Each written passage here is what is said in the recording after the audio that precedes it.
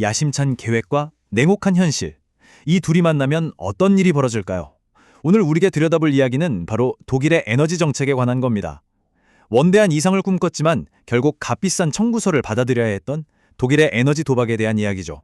네, 오늘 이 이야기는 동아일보 정석희의 기후에너지 인사이트 칼럼을 바탕으로 복잡하게 얽힌 에너지 정책의 현실을 여러분이 알기 쉽게 한번 풀어보겠습니다. 지금 보시는 이 이미지 한 장이 사실 오늘 할 이야기의 전부를 담고 있다고 해도 과언이 아닐 겁니다. 이상적인 미래를 향한 계획과 안보라는 현실이 정면으로 부딪히는 바로 그 지점이죠. 이건 독일이 스스로 끄고 싶었지만 결국 끌 수 없었던 어떤 스위치에 대한 이야기입니다. 자, 그럼 시작해볼까요? 자, 이야기의 시작은 바로 에네르기 벤데라는 이름의 아주 거창한 독일의 에너지 전환 계획에서부터 출발합니다. 겉보기에는요, 정말 누구도 반박하기 힘든 완벽하고 이상적인 총사진이었어요. 계획은 아주 명쾌했습니다. 첫째, 원자력 발전과 석탄 발전을 점차 없앤다. 둘째, 그 빈자리는 태양광, 풍력 같은 친환경 재생에너지로 가득 채운다. 그리고 마지막으로 이 전환이 완전히 이루어질 때까지 그 중간에 징검다리, 그러니까 가교 역할로 천연가스를 쓰겠다는 거였죠. 어때요? 미래로 건너가기 위한 임시 다리라니 정말 그럴듯하게 들리지 않나요? 그런데 말이죠. 이 완벽해 보이는 계획에 치명적인 구멍이 하나 있었습니다. 아무도 대놓고 묻지는 않았지만 사실은 가장 중요했던 질문, 바로 이겁니다. 그 다리, 그 반대편 끝은 과연 누가 쥐고 있었을까요?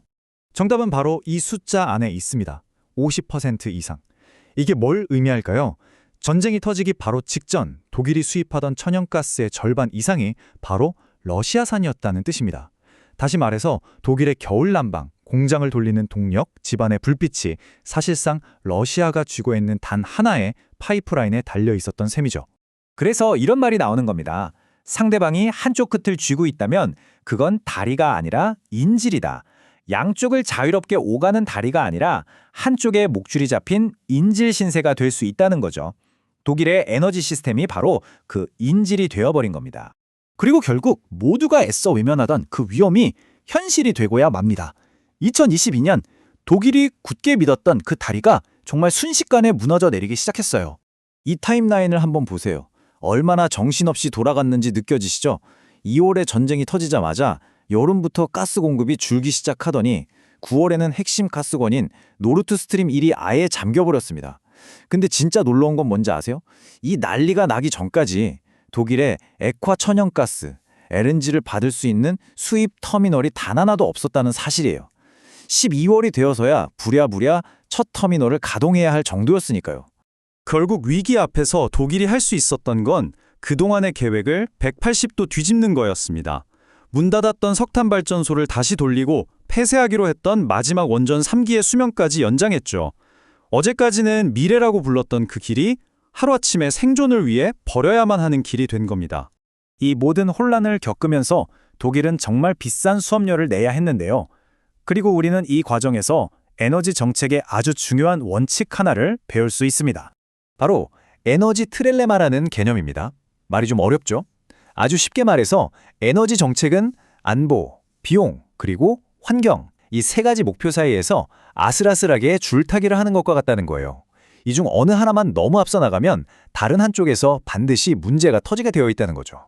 자, 그럼 다시 맨 처음 봤던 이 이미지로 돌아와 볼까요? 이제 이 그림이 좀 다르게 보이지 않으세요? 독일은 환경이라는 목표에 너무 집중한 나머지 삼각형의 다른 두 축인 안보와 비용이 얼마나 위태로워졌는지 놓치고 있었던 겁니다. 결국 이상적인 목적지만 바라보다가 그곳까지 가는 길 자체가 얼마나 위험한지 제대로 보지 못한 대가를 치른 셈이죠. 자, 그런데 그래서 이 독일 얘기가 우리랑 무슨 상관인데 이렇게 생각하실 수도 있어요. 근데요, 이게 그냥 먼 유럽 나라 얘기가 아닙니다. 오히려 지금 우리의 상황을 너무나도 명확하게 보여주는 거울 같아요.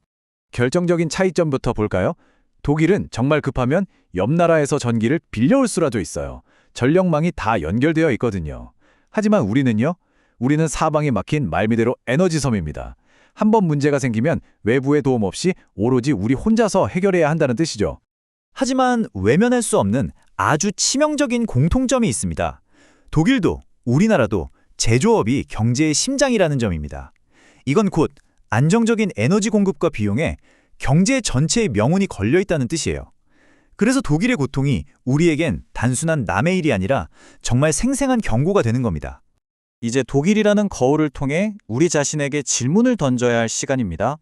우리는 지금 어떤 종류의 에너지 다리를 놓고 있나요? 그 다리는 과연 어느 방향을 향하고 있고 또 어떤 속도로 건설되고 있는 걸까요? 그리고 아마 이게 가장 중요한 질문일 겁니다. 우리가 건설하려는 그 다리의 반대편 끝은 과연 누구의 손에 들려 있습니까? 우리의 에너지 운명이 특정 국가나 어떤 기술 하나에 너무 의존하고 있지는 않은지 정말 냉정하게 돌아봐야 합니다.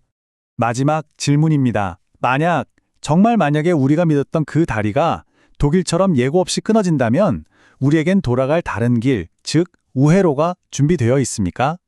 독일은 이미 값비싼 청구서를 받아들였습니다. 우리에겐 아직 그 청구서의 내용을 바꿀 시간이 남아 있습니다. 그리고 그 시간을 어떻게 쓰느냐에 우리의 미래가 달려 있겠죠.